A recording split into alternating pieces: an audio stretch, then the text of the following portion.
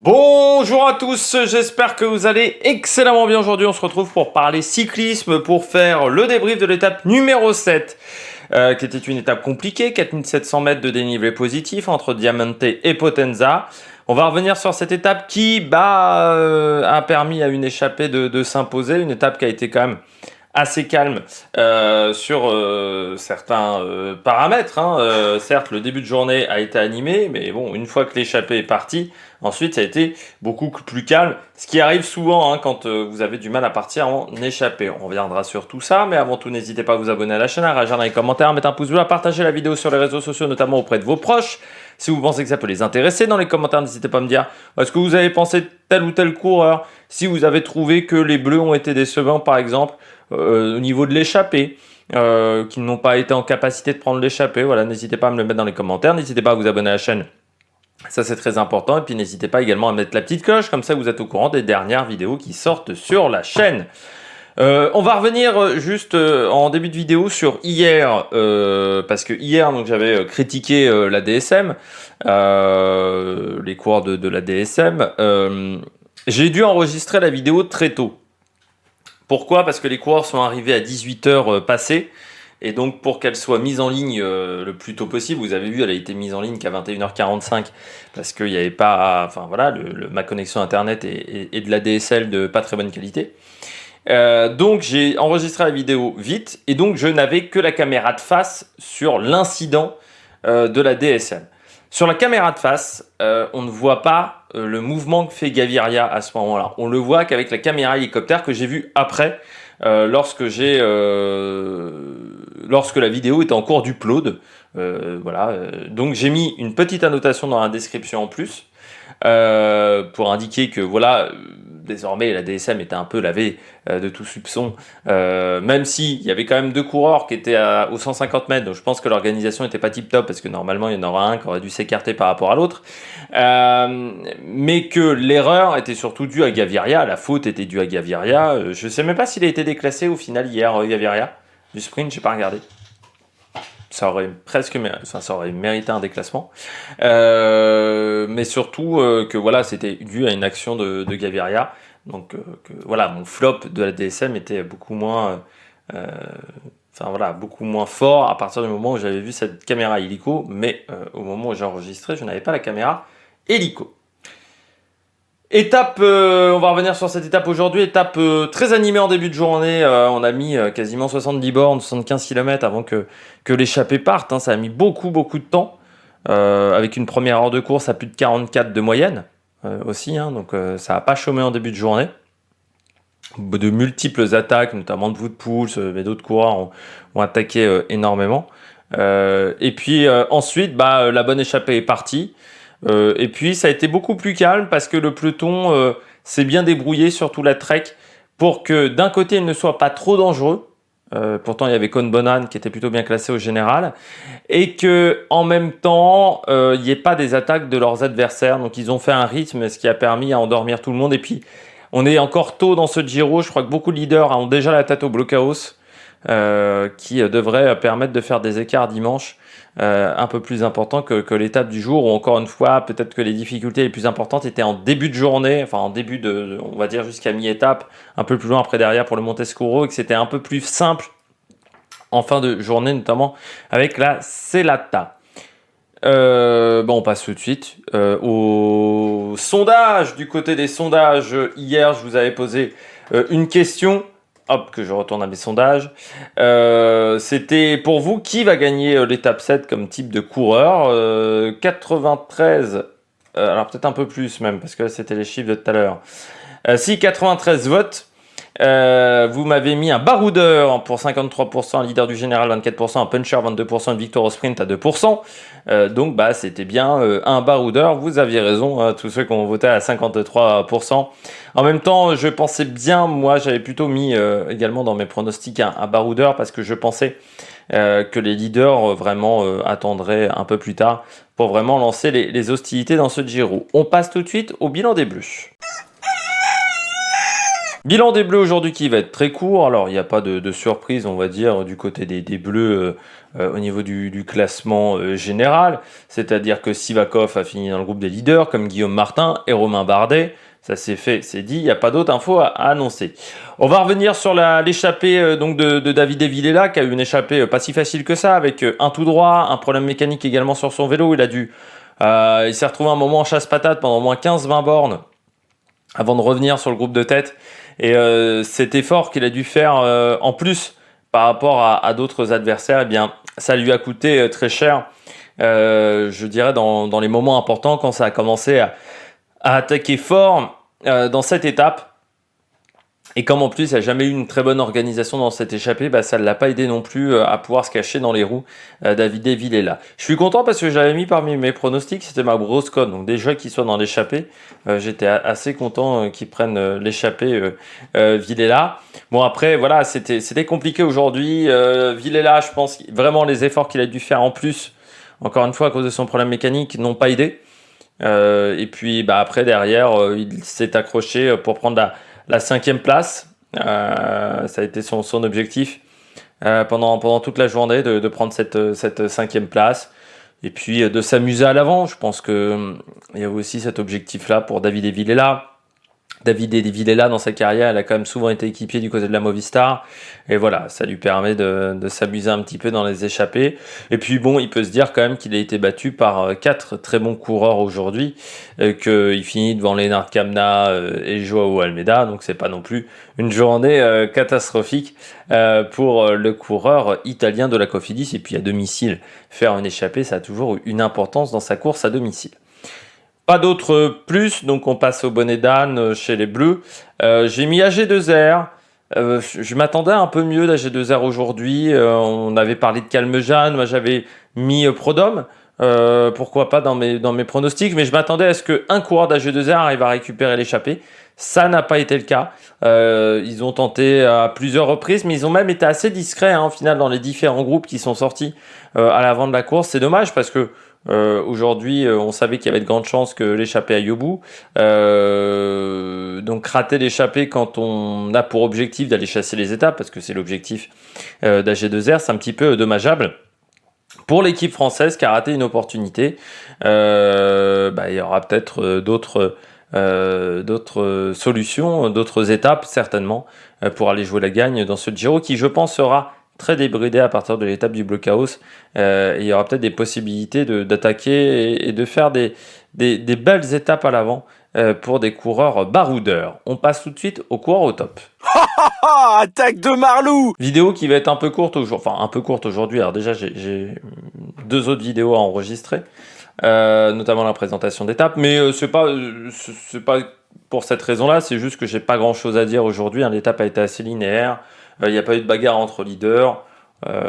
Et à l'avant de l'échappée, on a bien vu qu'il y a un coureur qui était un peu plus fort que les autres dans le final. Donc ça a été assez linéaire. Alors j'aurais pu mettre Mollema, Formolo, mais j'aurais pas eu grand chose à dire sur ces coureurs-là, à part que Formolo, il est toujours très bon en Italie, à part que certains l'avaient mis dans leur pronostic et ils avaient bien joué aujourd'hui avec Formolo. Parce que moi je me demandais est-ce qu'il aurait une possibilité, un ticket de sortie. C'est pas toujours le cas quand vous avez un leader, surtout qu'Almeida a quand même pris des bonifications il y a 1 ou 2 jours, je ne sais plus. Mais au final si, mais on va plutôt parler de Baumann. Baumann qui fait la double bonne opération du jour. Premièrement, il remporte l'étape. Ça, c'est déjà une très bonne opération, bien entendu, vous allez me dire. Surtout que c'est pas un coureur qui a un gros palmarès et qu'il a remporté une belle échappée parce qu'aujourd'hui, il bat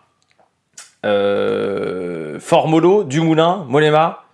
Donc et Wout Poels qui était également dans l'échappée et Caicedo. Donc, il bat déjà pas des manches. Voilà. Koen Bouman. Deuxièmement, je regarde qu'il a déjà... il avait remporté une étape du Dauphiné en 2017. Alors, j'avais pas un grand souvenir de cette étape. Donc, je pourrais pas vous en parler plus que ça. Mais c'est seulement sa 2e victoire dans sa carrière. 2 victoires dans des épreuves World Tour. Il y en a certains qui aimeraient bien avoir ça. Coureur qui a 28 ans, qui a énormément de fois eu le rôle d'équipier, parce que c'est pas toujours... c'est un coureur qui est bon, mais pas suffisamment pour être leader. Il y en a dans toutes les équipes. Mais moi, ce que j'ai trouvé de fort chez Koen Bouwman, c'est que c'est pas un coureur qui a l'habitude de gagner. C'est pas un coureur qui a l'habitude d'être aux avant-postes. C'est quand même un coureur qui avait fait 12e du Giro l'année dernière. Mais c'est pas un coureur qui a l'habitude de faire des grands résultats. Et surtout d'être devant pour la gagne. Il a manœuvré extrêmement bien dans le final. Il a manœuvré à la perfection. Il a vraiment fait tout ce qu'il fallait faire. Voilà, il a été vraiment très bon sur cette étape. Voilà, moi je trouve qu'il a vraiment superbement couru. Il a été vraiment intelligent aux avant-postes. C'est pas toujours facile hein, quand on a cet âge, enfin quand on n'est pas habitué à gagner, qu'on se retrouve dans ce type de situation, d'être performant. Mais il a été très très bon dans cette course, Koen Bouwman. Et je trouve qu'il a géré comme un chef cette étape. Il a quand même, il a quand même eu à son service Dumoulin. Quand tu as un petit peu la pression dans ce genre de cas, quand Dumoulin se met à son service, que tu te retrouves face à Formolo, tu sais que Formolo a une énorme pointe de vitesse. Mais il a très bien couru, la Jumbo a bien couru aussi. Quand ils ont compris que Dumoulin n'était peut-être pas hyper fort, il y a un moment il s'est quand même retrouvé en difficulté dans la Selata et il revient de nouveau parce qu'à un moment il était à une quinzaine de secondes, donc il a montré déjà une grande force de caractère. Il a montré également une grande intelligence de course. Il a montré une bonne condition physique.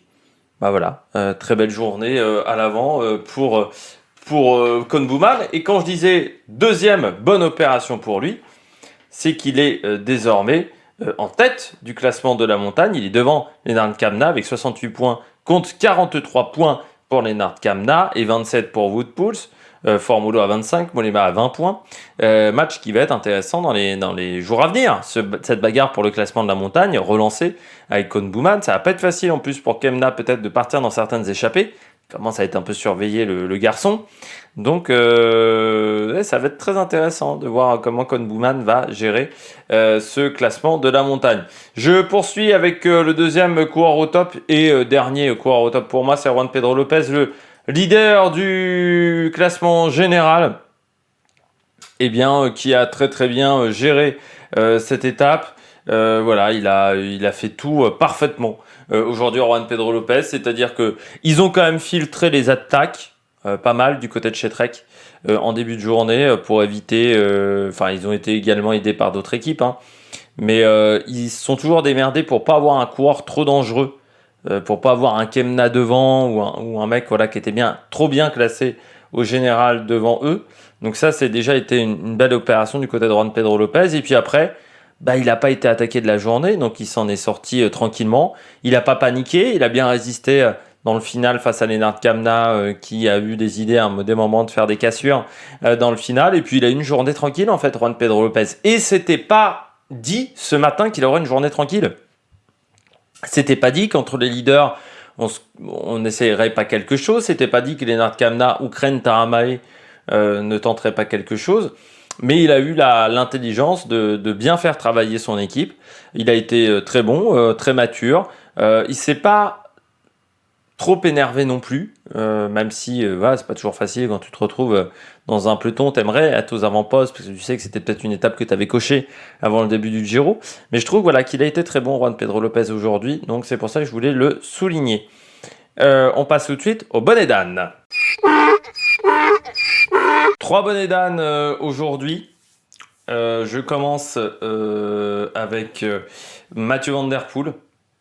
Il avait coché l'étape, mais il n'a pas été intelligent pour prendre l'échappée. Van Der Poel, il aurait dû savoir qu'il était surveillé, parce que forcément avec sa pointe de vitesse, avec ses qualités aujourd'hui, on savait que vu comment était l'étape, ça pouvait être dangereux. Donc, c'était pas forcément hyper intelligent de sa part d'attaquer en tête de peloton pendant 20-25 bornes et de surattaquer. Voilà. Je trouve que dans la manière dont il a attaqué en début de journée pour tenter de prendre l'échappée, il a manqué un petit peu de métier, Mathieu Van Der Poel. Il a fait vraiment des erreurs stratégiques, des erreurs de placement, Tu peux pas attaquer de cette manière-là. Et puis je pense que Van Der Poel, il fallait pas qu'il attaque sur le plat. On savait aujourd'hui quand même, on pouvait se dire que l'échappée mettrait du temps à sortir parce que beaucoup de personnes voulaient aller dans l'échappée tout simplement. Je suis pas sûr que vouloir tout tenter en début de journée était une bonne idée. Il fallait peut-être garder des cartes. Pourquoi pas, s'il y avait un groupe qui partait, mettre son équipe à rouler. Parce que de toute manière, son équipe, elle n'avait que ça comme objectif aujourd'hui. Il n'y a pas un leader à protéger au niveau du général. Et je trouve que il l'a pas très bien joué. Et hier, il s'était quand même bien réservé pour le sprint. Il n'a pas participé au sprint. Aujourd'hui, il se rate pour prendre l'échappée et au final, il passe une journée à l'arrière. Je sais pas combien il finit Van Der Poel, mais bon, je pense qu'il a fini dans le groupe Eto. Donc, c'est pas une très bonne journée pour le coureur d'Alpecin. Et au final, j'avais dit c'est un Giro où il a rempli ses objectifs quasiment dès le premier jour. Mais c'est vrai que est-ce qu'il n'y aurait pas une déconcentration un petit peu de la part de Van Der Poel en se disant mon Giro est déjà réussi après la première étape parce que j'ai eu le maillot rose, parce que j'ai remporté mon étape et que voilà, j'ai réussi à faire ce que je voulais et qu'il aurait du mal à se remettre dedans. Moi, je peux noter par exemple Anaïs Chevalier au biathlon lors des derniers Jeux Olympiques, qui s'est retrouvée un petit peu dans cette situation-là, où elle a réussi ses objectifs sur les 3 premières courses et qu'après derrière, elle n'a jamais réussi à se remobiliser sur le reste de la compétition. Est-ce que c'est pas ça le problème de Coco ? C'est une question qu'on peut se poser parce que là, il a très mal couru aujourd'hui. Et en plus, les attaques n'étaient pas franches. Donc il a mal couru et en plus, les attaques n'étaient pas franches. Donc c'est vraiment pas très intelligent, je pense, de sa part. Je continue avec Wout Poels. Lui, il a réussi à prendre la bonne échappée, mais il avait tellement fait d'efforts, Wout Poels, pour prendre la bonne échappée, que il était un petit peu cramasse. Et c'est vrai que c'est pas la première fois que ça lui arrive, Wout Poels, ces derniers temps, de tout faire pour prendre l'échappée à tout prix, et ensuite d'être l'un des premiers coureurs éliminés dans les montées. Et Wout Poels, il a complètement pété parce qu'il finit à 18 minutes. Il n'a même pas tenté de rester dans le peloton.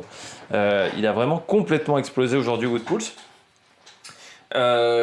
C'est dommage parce qu'il y avait des possibilités de faire un bon résultat aujourd'hui pour le coureur néerlandais. C'est dommage aussi parce que dans le final, il n'a pas pris de points pour le classement de la montagne aussi. Donc, ce qui, je pense, va être son objectif désormais, Wout Poels. Et puis, il n'a pas forcément aidé son équipe non plus en fin de journée. Donc, il a un peu tout raté, je dirais, Wout Poels. Mais ça n'a pas été une grande journée de la part de Wout Poels. Sa seule satisfaction, c'était d'être dans l'échappée. Mais au final, il n'est même pas dans l'emballage final. Donc, je ne sais pas si on retiendra vraiment que Wout Poels a pris l'échappée de l'étape numéro 7 quand tu es repris à 30 bornes de l'arrivée. Et c'est pas la première fois, encore une fois, qu'il fait cette erreur de vouloir en mettre trop. Je crois qu'il a très mal géré. Il y a un moment, il est tout seul, Wout Poels, et il va faire 15-20 km. Peut-être pas 20 km quand même, mais il va faire un petit temps devant, à l'avant du peloton. Et il va rester devant en ligne de mire de certains attaquants et sans se relever pour les attendre. C'était pas la bonne idée, c'était pas la bonne stratégie. Et là aussi, c'est un petit manque de métier de la part de Wout Poels. Tu peux pas, sur une étape comme ça, être seul. Voilà. Et de toute manière, aujourd'hui, les échappées solitaires, ça va pas au bout, on le sait. Je sais pas quand la dernière fois, une échappée solitaire a réussi à marcher, une échappée au long cours, solitaire, donc qui part dès le matin. Sur les 20 dernières années, il n'y en a pas eu beaucoup d'échappées de ce type. Et en plus, Mollema, tu te crames. Et quand donc il se fait reprendre, il a réattaqué au moins 3-4 fois Wout Poels sur les 70 premiers kilomètres de course avant que l'échappée parte. Tu sais très bien que c'est mort. Parce que même, je pense que dès qu'il était dans l'échappée, quand il a vu que c'était Dumoulin, Bouman, Formolo, il a compris tout de suite qu'il n'avait aucune chance. Wout Poels, pas à cause de ses qualités physiques, il a une petite pointe de vitesse aussi, il a quand même emporté Liège-Bastogne-Liège, je rappelle, Wout Poels, mais parce que tout simplement il était cramasse. Et ça en plus, c'est une étape où tu vas peut-être avoir du mal à récupérer d'ici le blockhouse. C'est pas l'idée du siècle qu'il a eu aujourd'hui. Je termine avec le dernier flop, c'est Morkov qui a abandonné aujourd'hui le coureur danois, donc Mark Cavendish n'a plus de poisson pilote. C'est dommage, fiévreux. Michael Morkov se m'attendait pas, il va abandonner à l'étape 13, donc il abandonne un petit peu avant. C'est Jacobsen qui va être content. C'est dommage pour Cavendish, même s'il lui reste Ballerini, je dirais comme poisson pilote pour le coureur britannique. Mais on sait qu'avec Morkov, il y a quand même des automatismes qu'il a pris très rapidement, ce qui est peut-être moins le cas avec Ballerini. Mais surtout, c'est dommage pour Cavendish parce que donc il lui manque son poisson pilote. Et puis surtout Morkov, en termes de confiance, c'est pas simple non plus parce qu'il a très peu été performant depuis le début de saison. Hein. Je parle pas en termes de résultats juste comptables. C'est-à-dire que moi je l'ai vu notamment à Paris-Nice, il n'avait pas été très bon sur Paris-Nice. Voilà, il a un début de saison un peu mitigé. Morkov, pardon, contrairement à Christophe.